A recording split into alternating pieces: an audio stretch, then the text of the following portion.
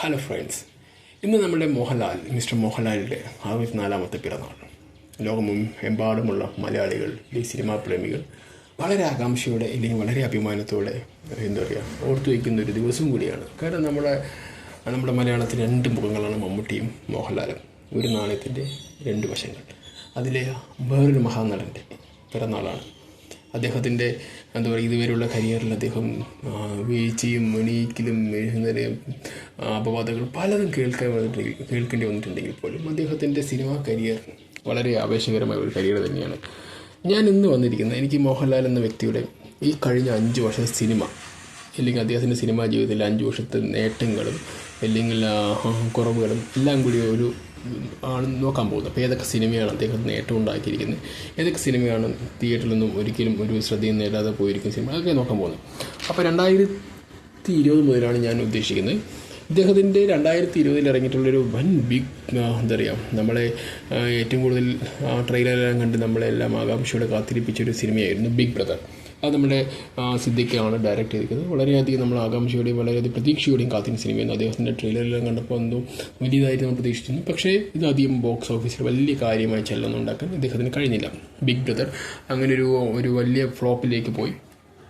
അതുവഴി മോഹൻലാൽ എന്ന വ്യക്തിയുടെ നമ്മുടെ ഒരു സ്റ്റാർട്ട് നിലനിൽക്കുമോ ഇല്ലയോ എന്നൊക്കെ ഉള്ളൊരു കൺഫ്യൂഷൻസ് കണ്ടേ. അപ്പോഴത്തേക്കാണ് നമ്മുടെ ദൃശ്യം വരുന്നത്. ദൃശ്യം വന്നപ്പോൾ തന്നെ OTTയിലേക്കാണ് റിലീസ് ചെയ്ത് ഡയറക്റ്റ് ചെയ്തിരിക്കുന്നത്. കാരണം അന്നത്തെ സാഹചര്യം അങ്ങനെ ആയതുകൊണ്ടാവാം അങ്ങനെ ചെയ്ത്. എല്ലാത്ത പക്ഷമാണെങ്കിൽ തിയേറ്ററിലെ ഒരു പൂരപ്പറമ്പാവേണ്ട സിനിമയായിരുന്നു.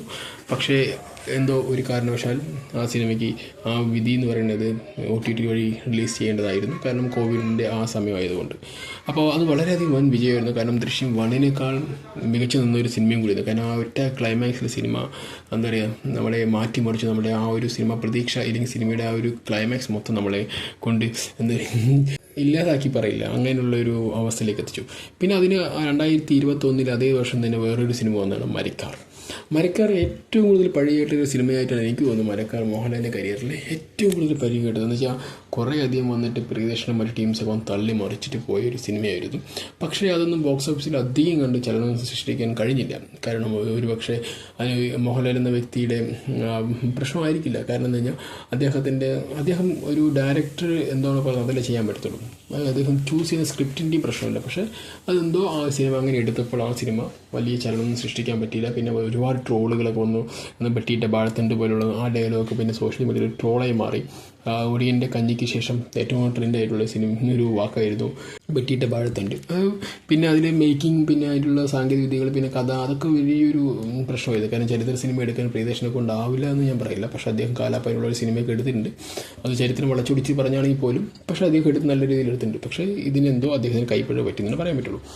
പിന്നെ 2022 അദ്ദേഹത്തിൻ്റെ തേരോട്ടം തുടങ്ങിയിരിക്കുന്നത്. 2022 എന്ന് പറയുന്നത് മോഹൻലാലെ സംബന്ധിച്ചിടത്തോളം ഒരു മോശപ്പെട്ട വർഷമായിട്ടാണ് എനിക്ക് തോന്നുന്നത്. കാരണം ബ്രോഡാഡി ഇറങ്ങി. ബ്രോഡാഡി ഒരു ആവറേജിൽ നിന്നെങ്കിൽ പോലും പ്രിയദർശൻ്റെ പൃഥ്വിരാജ് സുകുമാരനായിരുന്നു ഈ സിനിമ ഡയറക്റ്റ് ചെയ്തിരിക്കുന്നത്. പക്ഷേ വലിയ ശ്രദ്ധ എന്ന് പറഞ്ഞാൽ ഒരു ആവറേജ് സിനിമയായിരുന്നു. അങ്ങനെ വലിയ ബ്ലോക്ക് ബസ്റ്റർ എന്ന് പറയാൻ പറ്റില്ല. പക്ഷേ എന്നിരുന്നാൽ ആ ഒരു സിനിമയുടെ കളർ ടോണും ആ ഒരു ഫ്രെയിംസൊക്കെ കൊണ്ട് വളരെ ശ്രദ്ധ നേടിയിരുന്നു. പക്ഷേ എന്നിരുന്നാലും നമുക്ക് അത്രയും നമുക്ക് മോഹൻലാൽ എന്ന വ്യക്തിനെ നമുക്കങ്ങനെ ആഘോഷിക്കാൻ തരത്തിലുള്ളൊരു സിനിമ ആയിരുന്നില്ല അത്. സത്യം പറഞ്ഞാൽ ആ കഥ എഴുതിയിരിക്കുന്നത് മമ്മൂട്ടിക്ക് വേണ്ടി ആയിരുന്നാണ് പൃഥ്വിരാജ് ഇടയ്ക്കൊരു ഇൻ്റർവ്യൂലെല്ലാം പറഞ്ഞത്.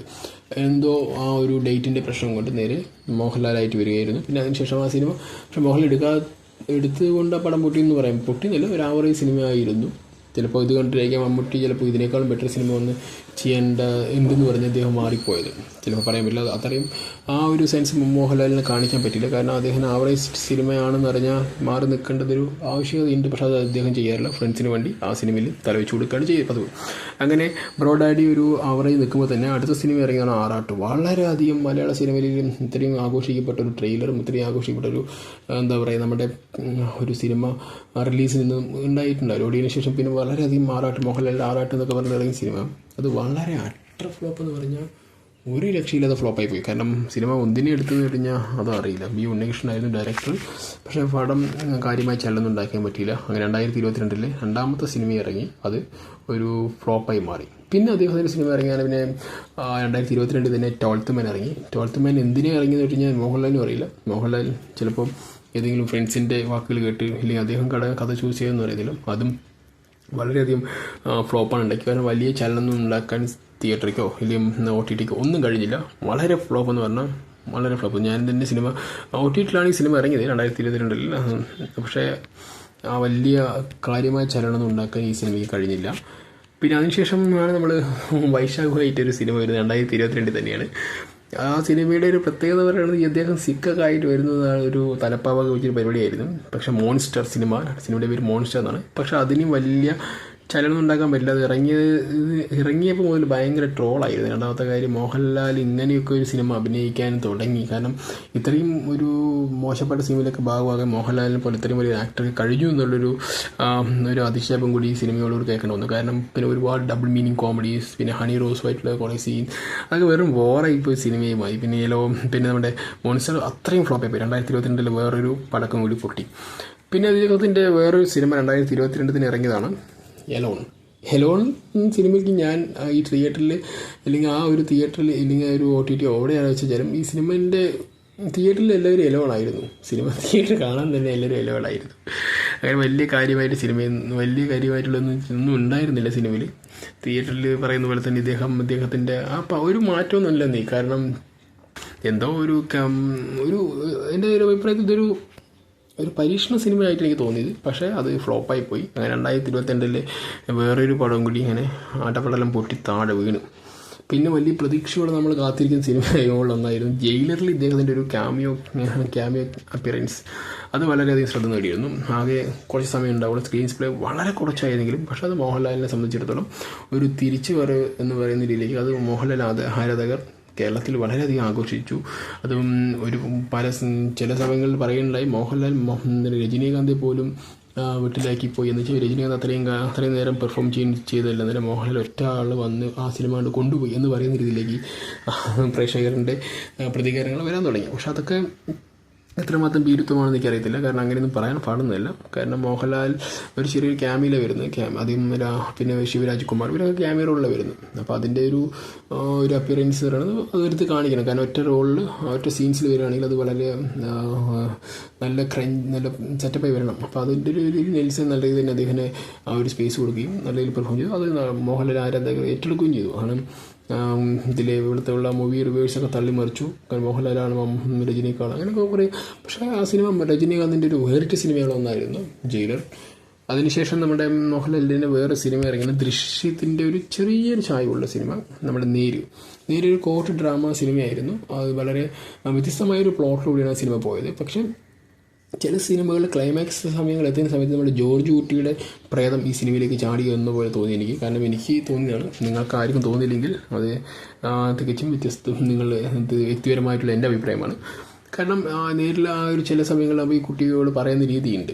ഇപ്പോൾ അവർ പലതരത്തിൽ ചോദ്യങ്ങൾ ചോദിക്കുക അങ്ങനെ പറയുന്ന രീതി, അതേ ക്ലൈമാക്സ് അതേ രീതി തന്നെയാണ് നമ്മുടെ ദൃശ്യത്തിലും മോഹൻലാൽ അഭിനയിച്ചത്. അപ്പോൾ അതിൽ വലിയ തന്നെ ആവർത്തനം മോഹൻലാലിൻ്റെ സിനിമയിൽ എല്ലാത്തിലും ഉണ്ടാവുന്നതാണ്. കാരണം മോഹൻലാൽ എന്താണ് ഫസ്റ്റ് ടേക്ക് എടുക്കുന്ന ആ ടേക്ക് കിട്ടുന്ന പോലെ അടിക്കും തരും. പിന്നെ ബാക്കി ഇദ്ദേഹത്തിന് ഒരു മെക്കാനിക്കലായിട്ട് എടുക്കുന്ന പറഞ്ഞാൽ ഭയങ്കര കഷ്ടമുള്ളൊരു ആക്ടറും കൂടിയാണ്. അത് മമ്മൂട്ടിക്ക് പറയുമ്പോൾ ഇപ്പോൾ ഇന്നെടുത്ത് ഇനി രണ്ടാമത്തെ എടുക്കാൻ പറഞ്ഞാൽ അത് അതിനേക്കാൾ മികച്ചതാവാനേ സാധ്യതയുള്ളൂ. കാരണം മോഹൻലാൽ പറയുന്നത് അപ്പം വരുന്നത് അതിനാണ് ആ ഒരു രീതിയാണ്. അത് ചിലപ്പോൾ സാമ്യമുണ്ടാവാം, സാമ്യമില്ലാതിരിക്കാം. പക്ഷേ നേരിൽ വരുമ്പോൾ ഒരു കോഡ് ഡ്രാമ മൂവി ആയിരുന്നെങ്കിൽ പോലും വളരെ അത്യാവശ്യം നല്ല ശ്രദ്ധ നേടിയ സിനിമയായിരുന്നു. ഒരു 50 കോടി ക്ലബിലേക്ക് കയറി നിൽക്കുകയാണ് അവർ പറയുന്നുണ്ടായി. പക്ഷേ അത്യാവശ്യം നല്ല സിനിമയായിരുന്നു. പിന്നെ അതീതൊക്കെ നമുക്ക് പറയാൻ വലിയ കോലാഹലമില്ല, വലിയ ഫ്ലോപ്പും അല്ല, നല്ലൊരു ആവറേജ് സിനിമ തന്നെയായിരുന്നു. പക്ഷേ അത്യാവശ്യം നല്ല കളക്ഷൻ നേടിയിരുന്നു. പിന്നെ അതിൽ ദൃശ്യത്തിൻ്റെ ചായ്വുള്ളതായിട്ട് എനിക്ക് തോന്നി, ബാക്കിയുള്ളത് തോന്നി എനിക്കറിയില്ല. പക്ഷേ അത്യാവശ്യം നല്ല സിനിമയായിരുന്നു. പിന്നെ മോഹൻലാലിൻ്റെ ഏറ്റവും കൂടുതൽ പ്രതീക്ഷയോടെ കാത്തിരുന്ന മലയാളത്തിൽ എന്താ പറയുക നമ്മുടെ വാലിബൻ. അപ്പോൾ ഒരു മമ്മൂട്ടിക്കൊരു നൻപകൽ നേരത്തെ മയക്കം കൊടുത്ത് അതേ ഒരു രീതിയിലേക്ക് വലിയൊരു സിനിമ കൊടുക്കാവുന്ന രീതിയിലായിരിക്കാം ലിജോ ജോസ് പല്ലിശ്ശേരി വാലിബൻ എന്ന സിനിമ 2024 കൊണ്ടുവന്നത്. പക്ഷേ വലിയ എന്താ പറയുക ഒരു ക്രിയേറ്റിവിറ്റി പ്രകാരം നമ്മുടെ ലിജോ ജോസ് പല്ലിശ്ശേരി വളരെയധികം വിജയിച്ചെന്ന് പറയാൻ പറ്റും. പക്ഷേ സിനിമ വളരെ ഫ്ലോപ്പായി പോയി. കാരണം 2023 ഇറങ്ങി 2 സിനിമകളും അത്യാവശ്യം കുഴപ്പമില്ലാതെ നിന്നു. ജയിലറായിക്കോട്ടെ നെയ്റായിക്കോട്ടെ അത്യാവശ്യം കുഴപ്പമില്ലാതെ നിന്ന് വരുമ്പോഴാണ് വാലിബൻ 2024 പടക്കം പോലെ ഒറ്റ പൊട്ടിപ്പോയി. പക്ഷെ അത് ഭയങ്കരമായിട്ട് നിരൂപണ ശ്രദ്ധ നേടി. പിന്നെ ഭയങ്കരമായിട്ട് ഈ പ്രേക്ഷകരുടെ മോശമായ റിവ്യൂസും പ്രേക്ഷകരുടെ മോശമായ അഭിപ്രായങ്ങൾ, പിന്നെ സിനിമ ഒട്ടും കൊള്ളില്ലെന്ന രീതിയിലേക്ക് എത്തി. അവസാനം പടം ഫ്ലോപ്പൊന്നായി. അതാണ് 2024 ആദ്യത്തെ ഫ്ലോപ്പ് എത്തി. പിന്നെ മനോരഥങ്ങൾ ഈ അടുത്ത കാലത്ത് നമ്മുടെ MT സാറുടെ ഒരു കഥകളെ ആസ്പദമാക്കി വന്ന സിനിമയാണ്. അതിൽ പ്രിയദർശനാണ് ഇദ്ദേഹത്തിൻ്റെ ഡയറക്റ്റ് ചെയ്ത്.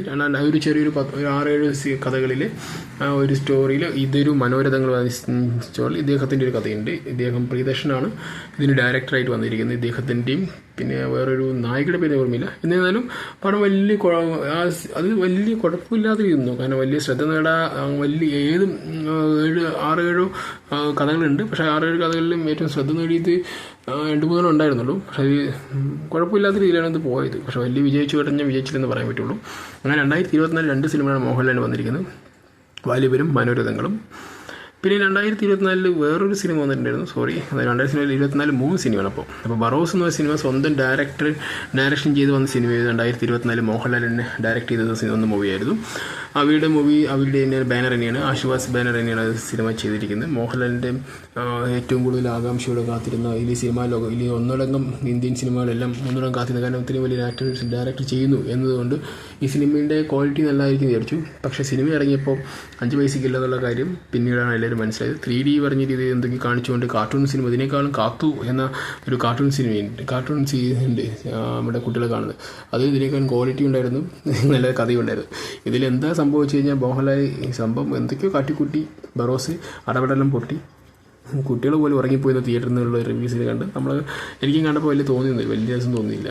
കാരണം വെറുതെ ഒരു മോഹൻലാൽ കുറച്ച് കാശ് കളയാനായിട്ടുള്ള പരിപാടി ചെയ്തു, സ്വന്തം കാശ് കളയാനായിട്ട് ചെയ്തു. അങ്ങനെ 2024 അങ്ങനെ 3 സിനിമകളാണ്, വാലിബനും മനോരഥങ്ങൾ ബറോസ്. ഈ 3 അടപടലം പൊട്ടി എന്ന് പറയാം. മനോരഥങ്ങൾ പിന്നെയും ഒരു പിടിച്ചെന്ന് തോന്നുന്നു, പക്ഷെ അവിടെയും വലുതായിട്ടൊന്നും സ്കോർ ചെയ്യാൻ പറ്റിയിട്ടില്ല. പിന്നെ 2025 മോഹൻലാലിൻ്റെ വലിയൊരു പടം ഇറങ്ങിയത്, എമ്പുരാൻ. പൃഥ്വിരാജ് സുകുമാരൻ്റെ ലൂസിഫറിൻ്റെ ഒരു ഫ്രാഞ്ചൈസി ആയിട്ട് ഇറങ്ങിയതാണ്. അപ്പോൾ അതിൽ എമ്പുരാനാണ്. വലിയ കോലാഹലമൊക്കെ ഉണ്ടാക്കിയ ഒരു സിനിമയായിരുന്നു. പക്ഷേ സിനിമ ഒരു കളക്ഷൻ ബേസിലൊക്കെ എല്ലാത്തിനും അത്യാവശ്യം നിന്നു. പക്ഷേ ആസ് എ പ്രേക്ഷകർ എന്ന നിലയിൽ എനിക്ക് വലിയ ഇഷ്ടപ്പെടുന്നില്ല. കാരണം എന്ന് കഴിഞ്ഞാൽ നമ്മൾ ലൂസിഫറിനെ കമ്പയർ ചെയ്യുമ്പോൾ എമ്പുരാൻ വെറും വെച്ചില്ല. കാരണം ഇബ്രാഹിം ഖുറൈഷി പറഞ്ഞ ആൾ ഒരു നാലാംകട ഒരു ഫൈറ്ററായി മാറുന്ന സീനാണ് അവസാനം വെച്ച് കണ്ടത്. നാലാംകടയുടെ റൗഡികൾക്കൊപ്പം അടി കൂടുന്നു. ഇബ്രാഹിം ഖുറൈഷിക്ക് കൊടുത്ത ഹൈപ്പ് വളരെ ഒരു ഇൻ്റർനാഷണൽ ഡോളായിട്ട് വ്യക്തി ഈ അതോടെ കിടക്കുന്ന ഈ ഫ്ലച്ചുവറിൻ്റെ ക്യാരക്ടറിനെ സപ്പോർട്ട് ചെയ്യാൻ വേണ്ടിയിട്ട് അടി ഉണ്ടാക്കുമ്പോൾ അവിടെ പോയിട്ട് നാലാംകട പിള്ളേരുമായിട്ട് അടി ഉണ്ടാക്കണം. ഇബ്രാഹിം ഖുറൈഷിൻ്റെ ആ ഒരു പോയി, ആ സിനിമയെ ഒരു ഫ്ലോപ്പ് പോയി എന്ന് എനിക്ക് പറയാൻ പറ്റുള്ളൂ. പക്ഷേ കാശൊക്കെ കിട്ടിയിട്ടുണ്ടാകും. പക്ഷേ ആസ് എ പ്രേക്ഷകൻ ആ സിനിമ ഒന്നിനും കൊള്ളില്ല എന്ന് ഞാൻ പറയത്തുള്ളൂ. വലിയ കുഴപ്പമില്ല എന്ന് പറയാനും പറ്റില്ല. കാരണം ഒരു പടം എന്താ പറയുക, ഗുജറാത്തിൻ്റെ കലാപവും മറ്റ് സീൻസൊന്നും ഇല്ലെങ്കിൽ ആ സിനിമ ഒന്നിനും അവിടെ ആരും ഇതിനെക്കുറിച്ച് വർത്താനം കൂടി പറയില്ലായിരുന്നു. ഈ വൃത്തിയായിട്ട എന്താ പറയുക, ആളുകൾ വെറുതെ പ്രശ്നം ഉണ്ടാക്കിക്കൊണ്ടാണ് ഈ സിനിമയ്ക്ക് പിന്നെ റീച്ച് ഉണ്ടായത്. ഇല്ലായിരുന്നെങ്കിൽ ഈ പടം ആ വഴിക്ക് അങ്ങോട്ട് പോയത് തന്നെ, ഇറങ്ങിയ ഒരാഴ്ച മുമ്പ് തന്നെ കഴിഞ്ഞ് പോകണ്ടായിരുന്നു. പക്ഷേ എന്തോ പിന്നെ ഇബ്രാഹിം ഖുറൈഷിൻ്റെ ലുക്കൊന്നും വളരെ മോശമായിരുന്നു. മോഹൻലാലിനെ പറ്റിയ പരിപാടിയല്ല ഈ കോട്ടും സൂട്ടൊന്ന് വീണ്ടും പ്രൂവ് ചെയ്ത സിനിമയും കൂടിയായിരുന്നു. പിന്നെയാണ് അവിടെ 2025 ഇപ്പോൾ ഈ അടുത്ത കാലത്ത് ഇറങ്ങിയിരിക്കുന്ന സിനിമയാണ് തുടരും. നമ്മുടെ തരുൺമൂർത്തിയാണ് ഈ സിനിമ ഡയറക്റ്റ് ചെയ്തിരിക്കുന്നത്. വളരെ വ്യത്യസ്തമായ രീതിയിലാണ് അദ്ദേഹം സിനിമ കഥ പറയാൻ ശ്രമിച്ചെങ്കിലും ഇതിലും ഒരു ദൃശ്യം ചായ്വ് വന്നിട്ടുണ്ട്. ഈ മോഹൻലാൽ ഇപ്പോൾ ഫാമിലി ക്യാരക്ടർ വരുത്തി കഴിഞ്ഞാൽ അതിൽ ദൃശ്യം ചായ്വ് വരുന്നുണ്ട് എന്നുള്ളൊരു പരക്കെ പറയുന്ന രഹസ്യമായിട്ടുള്ളൊരു സംഭവമാണ്. കാരണം അപ്പോൾ നമ്മൾ നേരിടുകയാണെങ്കിലും അദ്ദേഹത്തിൻ്റെ ആക്ടിങ് ഒരു ആവർത്തനം സ്ഥിരത കൂടുതൽ വരുന്നു, കഥാപശ്ചാത്തലം അതുപോലെ വരുന്നു എന്നൊരു അപരാധം നമുക്കുണ്ട്. പക്ഷേ എന്നിരുന്നാലും ഈ സിനിമ അത്യാവശ്യം നല്ല രീതിയിൽ ഓടിക്കൊണ്ടിരിക്കുന്നുണ്ട്. നല്ല രീതിയിൽ തന്നെയാണ് ഈ സിനിമ തുടരും. സിനിമ മോഹൻലാലിന് കുറേ കാലങ്ങൾക്ക് ശേഷം ഒരു നല്ലൊരു ഹിറ്റ് കിട്ടി എന്ന് പറയുന്ന രീതിയിലേക്ക്. കാരണം സിനിമ ഇറങ്ങിയ അവസാനം നേരിന് ആവറേജ് സിനിമയാണ്. നേരിന് ശേഷം ഒരു നല്ലൊരു സിനിമ എന്ന് പറയാൻ പറ്റുന്ന സിനിമ. കാരണം 2020 മുതൽ 2025 വരെ എടുക്കുകയാണെങ്കിൽ മോഹൻലാലിൻ്റെ എന്ന് പറയുന്നൊരു അൾട്ടിമേറ്റ് സിനിമ ഇതുവരെ വന്നിട്ടില്ല. ഓക്കെ, ഒരു സിനിമകളും ഇത് മോഹൻലാൽ 2021 നമ്മുടെ ദൃശ്യം വന്നിട്ടുണ്ട്. അത് OTT കാരണം മാത്രമാണ് അതങ്ങനെ അധികം ശ്രദ്ധ നേടുകയും. അതേസമയത്ത് തിയേറ്ററിലാണെങ്കിൽ ആ സിനിമ തിയേറ്ററിൻ്റെ മൊത്തം എന്താ പറയുക തൂത്ത് വാരി തന്നെ അമ്മാതിരി പെർഫോമൻസ് ആയിരുന്നു മോഹൻലാൽ. അത് നമ്മൾ എടുത്ത് പറയണം 2021 ആ പെർഫോമൻസ്. അതിനുശേഷം മോഹൻലാലിൻ്റെ ഒരു പടം എന്ന് പറയുന്നത് ഇല്ല. ചെറിയൊരു ആവറേജ് സിനിമ മാത്രമാണ് ജയിച്ചുള്ളൂ. പിന്നെ ഒരു ക്യാമിയോ റോളിൽ വന്നിട്ടുള്ള ജയിലർ, അത് തമിഴ് സിനിമയാണ്. പിന്നെ അത് മമ്മൂട്ടി അതിൽ ജയിലറിലെ നായകൻ നമ്മുടെ സൂപ്പർ സ്റ്റാർ രജനീകാന്താണ്. അപ്പോൾ ഇതിൽ പറയാൻ പറ്റുന്ന രീതിയിലുള്ള അദ്ദേഹത്തിൻ്റെ അച്ചീവ്മെൻറ്റ്സിൽ കാണാൻ പറ്റില്ല, എന്നാലും ഉണ്ട്. ഇപ്പോൾ ദൃശ്യം കഴിഞ്ഞ ശേഷം അദ്ദേഹത്തിന് കിട്ടി നേരുന്ന ഒരു ആവറേജ് മൂവി കിട്ടി. അതിനുശേഷം തുടരും. എമ്പുരാൻ വെറും ഫ്ലോപ്പായിട്ട് എനിക്ക് തോന്നിയത്. കാശൊക്കെ നേടിയില്ല, പക്ഷേ ആസിയ പ്രേക്ഷകൻ ആ പണം കൊള്ളില്ല. തുടരും ഒരു ആവറേജ് മൂവി തന്നെയാണ്. ഞാൻ കണ്ടപ്പോൾ എനിക്ക് തോന്നിയത് ഒരു ആവറേജ് മൂവി തന്നെയാണ്. അതിൽ മോഹൻലാലിൽ എന്ന ആക്ടറെ നല്ല രീതിയിൽ ഉപയോഗിക്കാൻ ശ്രമിച്ചിട്ടുണ്ട്. ഇതുവരെ മോഹൻലാലിനെ എല്ലാ ഡയറക്ടേഴ്സ് ഉപയോഗിക്കാൻ ശ്രമിച്ചിരിക്കുന്നത് ഒരു സ്റ്റാർഡം വെച്ചിട്ടുള്ള പരിപാടി മാത്രമായിരുന്നു എൻ്റെ അഭിപ്രായത്തിൽ. അത് നിങ്ങൾ എത്ര തന്നെ മാറ്റി പറഞ്ഞാലും അത് അങ്ങനെ തന്നെ ആയിരുന്നു. പക്ഷേ ഈ തരുൺ മൂർത്തി എന്ന വ്യക്തി ഇത് സ്റ്റാർഡത്തിനെയും യൂസ് ചെയ്തിട്ടുണ്ട്, അദ്ദേഹം എന്ന ആക്ടറിനെയും യൂസ് ചെയ്യാൻ ശ്രമിച്ചിട്ടുണ്ട്.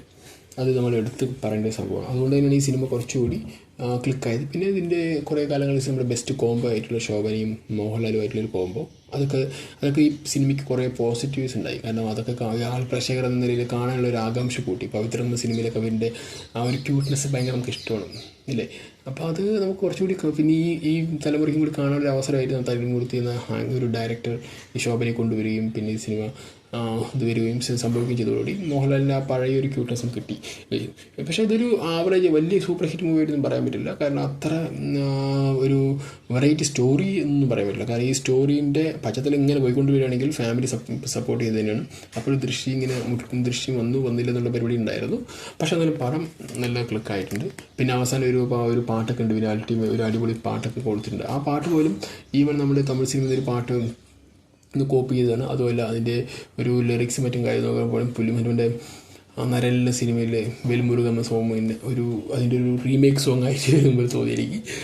പടം നല്ല സിനിമയാണ്, തുടരും കാണാൻ പറ്റുന്നതാണ്. കാരണം ആ തിയേറ്ററിൽ കാണാൻ കഴിഞ്ഞാൽ കുറച്ചുകൂടി നമുക്ക് എക്സ്പീരിയൻസ് നല്ലപോലെ ഉണ്ടായിരിക്കും. കാരണം അത്രമാത്രം നല്ലൊരു പെർഫോമൻസ് മോഹൻലാലിൻ്റെ കുറേ കാലങ്ങൾക്ക് ശേഷം കിട്ടി. പക്ഷേ അത്ര ഒരു ഇൻഡസ്ട്രി ഹിറ്റോ ഒരു സൂപ്പർ ഹിറ്റ് എന്ന് പറയാനും പറ്റില്ല. പടം എബോ ആവറേജ് സിനിമയാണ്, അത് നമുക്ക് എടുത്ത് പറയാൻ പറ്റും. നല്ലൊരു സിനിമയും കൂടിയാണ്. മോഹൻലാലിൻ്റെ കുറേ കാലം കഴിച്ച് 2021 ശേഷം നല്ലൊരു പെർഫോമൻസ് ഓറിയൻറ്റഡ് ഒരു മൂവി നമുക്ക് കിട്ടിയത് ഇതാണെന്ന് ഞാൻ പറയും. കാരണം അത്രമാത്രം നല്ലൊരു സിനിമയായിട്ട് എനിക്ക് തോന്നി. തുടരും മോഹൻലാൽ ഇനിയും ഇതേപോലെ നല്ല നല്ല സിനിമകൾ ചെയ്യട്ടെ. വലിയ സ്റ്റാർഡൊന്നും ഉപയോഗിക്കാതെ വളരെ ക്യാഷ്വലായിട്ടുള്ള സിനിമകൾ ചെയ്യുകയാണെങ്കിൽ എന്നും ഇവിടെ നിലനിൽക്കാം. അല്ലെങ്കിൽ 2021 ശേഷം ഈ 25ലേക്ക് ഒരു ഹിറ്റ് കിട്ടുന്നത്, നല്ലൊരു ഹിറ്റ് കിട്ടുന്നത്. അതിന് മുമ്പ് എടുക്കുകയാണെങ്കിൽ പടം ഒരുപാട് ഇനിയും 20 മുമ്പ് എടുക്കുകയാണെങ്കിൽ കുറേ സിനിമ കൂടി ഉണ്ട്. അത് നമ്മൾ നോക്കണം. 25 വർഷത്തെ കാര്യം നോക്കിയുള്ളൂ.